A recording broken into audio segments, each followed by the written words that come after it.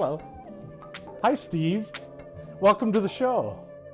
Well, thank you. Thank you. I'm happy to be here. It's really nice to see you. Nice to see you. Nice to see you. So you've brought a boat and a painting, and I'm really excited to talk to you about it because I love your work and we've been friends a long time. So I'm glad you're sharing it with us. What do you what's going on? What's going on? Well, the boats. My family is from Norway. My father was a fisherman. My grandfather was a fisherman. My other grandfather was a boat builder. Upon the death of both of my parents, I made a boat for their ashes, sort of similar to this one, took it out to sea and sunk it, something like a contemporary Viking funeral. I also made one for my best friend and my former partner of 24 years. So for me, the boat is meant to be the symbolic voyage or journey to the other side. Two of my paintings pre-COVID went to outer space. Richard Garrett from Microsoft was at a party at the studio because we used to rent out the studio just to make some extra money. I told him the story just like I told you. He looked at me and goes, "I'm taking those to space." I didn't know who he was, so I was like, yeah, good idea. Have another drink and get back to me. But he did. He took 10 artists, 12 pieces of art. I was the only North American artist because he wanted it to be a global experience. I was the first artist, so they were 16 by 20 inches, which is like a standard size of mine. They were watercolor on paper.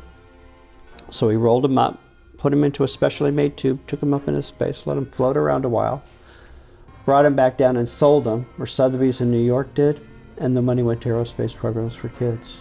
Wow. I tell all my friends we always knew he was spacey. Now we just have proof. But these deaths were extremely tragic. My best friend died of AIDS. 2 years later, the same month, May, my father put a gun in his mouth and he shot himself. 2 years and 2 days later, my mom, well, she just fell apart. She just completely fell apart. She completely lost it, and she died. And we made a boat for her, took it out to sea, and sunk it. During that period, my former partner, his escape from what I call the nightmare that came to our family was alcohol. So it was alcoholism that got to him. So what I'm attempting to do is take something that was personally tragic in my life and turn it into something beautiful. You know, we live at an age right now where 1 million Americans have died. I believe we really need to take that energy and do something beautiful, something positive, something meaningful with that. And I think that we as artists can do that. And that's what I hope is a takeaway of my work, is that something tragic happens, turn that into something beautiful, something positive, something meaningful, something worthwhile. Yeah. That's pretty profound. Oh, well, thank you. Yeah, it's pretty intense. I didn't know about the space thing. I had Oh, you didn't know heard about the space? story about the family and the boat and the passing over. But the Right. space part of it Space is new thing. for me. Oh, and that's new. that is quite marvelous. Yeah. I did not know that. You didn't know? Yeah, it was sort of wild, but yeah, there we go. They're in space, or we're in space. Right? Yeah. So, but tell me about the techniques you use, the paint, the wood, the... Okay, well, this one's on aluminum. This is just a recycled aluminum. It was just, and it's oil on aluminum. The design is sort of meant to be like the hull of a Viking ship. And they're just meant to be like primitive vessels. Just put the fire out, and this could end up on someone's beach with the ashes in it. So by sinking it, it's much more respectful. And what will happen is that this boat will eventually decay and then the ashes are just out to sea. So it's basically just letting the ashes out to sea, but in a sort of a beautiful manner, in a Scandinavian sort of manner as well. Yeah, I did the sort of same kind of imagery for the Nordic Museum. I carved 8 sets of door handles for the brand new museum, so I'm actually very proud of that. Yeah, I'm not sure what else to tell you about those. How did you come across the kind of graphic, almost maybe Native American kind of imagery? The dark on.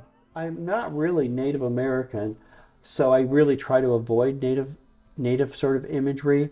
These are sort of traditional sort of Scandinavian imagery, right? Even though I think there's a crossover, and a lot of primitive sort of cultures have used that sort of spiral, and it's generally speaking, the spiral is sort of cycle of life, cycle of death, and yeah, it's sort of my own interpretation of it. And I can see where other people have seen those kind of things, images. But for me, it's just sort of the hull of the Viking ship. And it is, these sort of imagery, this sort of same imagery is in traditional Scandinavian carving as well. Yeah. And what about the shape of is this a Scandinavian boat type of design? Or? Yeah, it is. And here again, the imagery of the boat is just the boat, and I've just sort of taken it and made it my own, and I just like it as simple and pure as possible. Yeah, but this one is more in keeping with the Scandinavian. This is probably a more universal sort of vessel or boat. Mm-hmm. Yeah, boat. Yeah.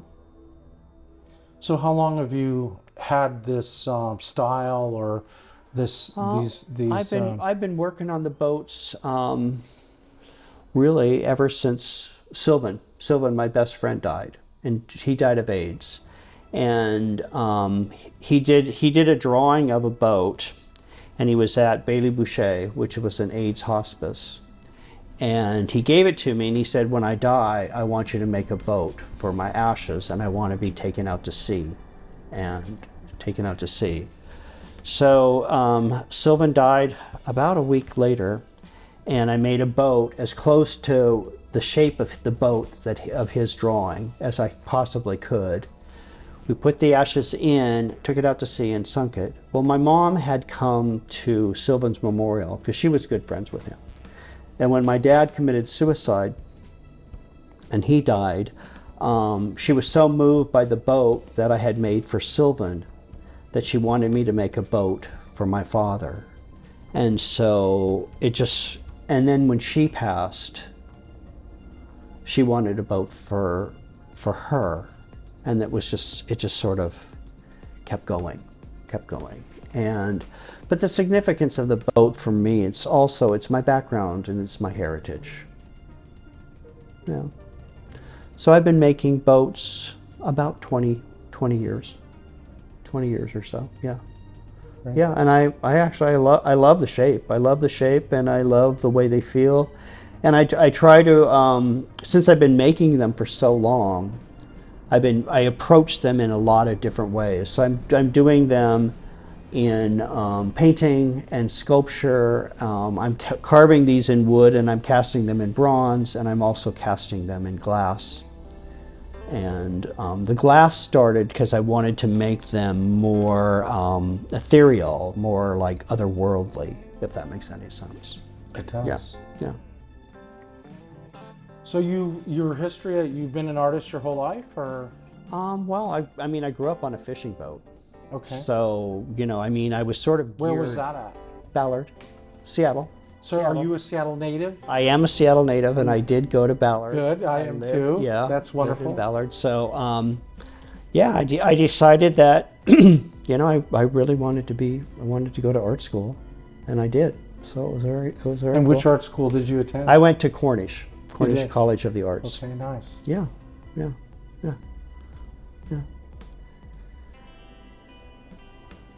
So what So you have a really unique perspective and origin story about why. This one was the same imagery.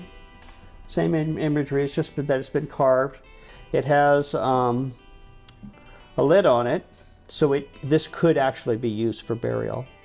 Let's see, I've made 4 this year, burial boats. What will happen to me is someone will call me and they'll go, will you make a boat, say for my mom? And I go, of course I will. And then they go, the memorial's tomorrow. So unfortunately I have to sort of keep them in stock. And I could put names and dates here if they wanted to. And, but so it's got a lid, it comes off, and we'd put the ashes. This is the size for human remains. I'd attach a rope and a rock to it and then sink it. Yeah. A traditional Viking funeral, you would put the boat, set the boat adrift and set it on fire. But a boat this size in Puget Sound, the waves would just The work. But you didn't start out doing that. No. I was carving prior to this, and I was carving trees, for lack of a better word, contemporary totemic imagery. And it was basically a lot of the same imagery that I was using in the paintings now. And the boats just sort of came about from this trauma that I had occurred. And it just sort of, here again, it just felt like it was my background, it was my heritage. And the trauma that happened, I mean, my art was a way for me to sort of release that. The trauma of AIDS, and I took care of people that were sick. I mean, I took care of Sylvan, I took care of Ned Benke, and, the trauma of my father. And it's really helped me deal with a lot of that and cope with it. And I've kind of used art as an expression of that, and it's helped me in my grieving process, and it has really helped me in my recovery process.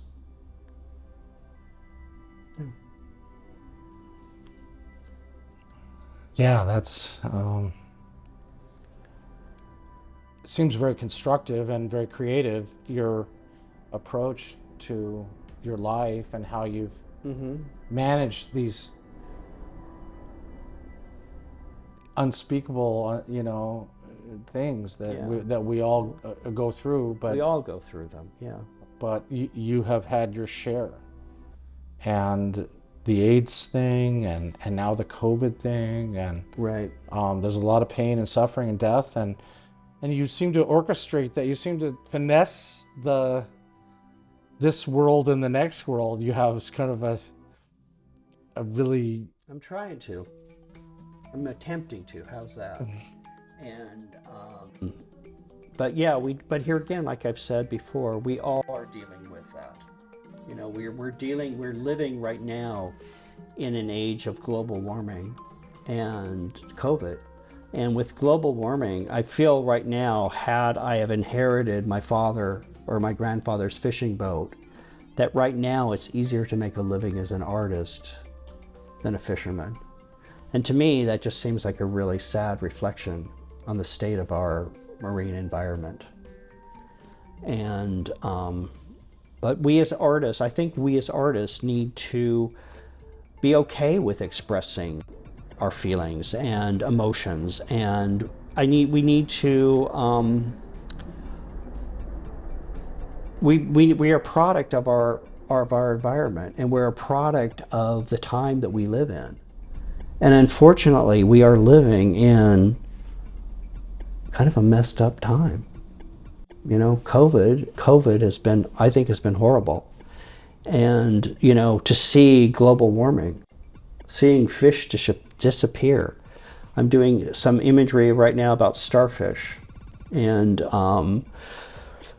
one of my best friends lives on Bainbridge Island on Rockaway Beach. and I've been walking his beach for 40 plus years. And this Easter, I walked 9 miles to see how many starfish I could find. They're gone. All the starfish are gone. And it used to be that you'd have to be careful at low tide where you walk because you'd step on a starfish. Now they're gone. To me, that's the canary in the coal mine. You know, I mean, starfish are gone. It's horrible. You know? So I don't know what we do. I mean, I guess make art. Make art. Make art and make something beautiful and keep going. I guess that's all we can do. That's all we can do. It's out of our control, or to some degree. Some degree, yeah. But it is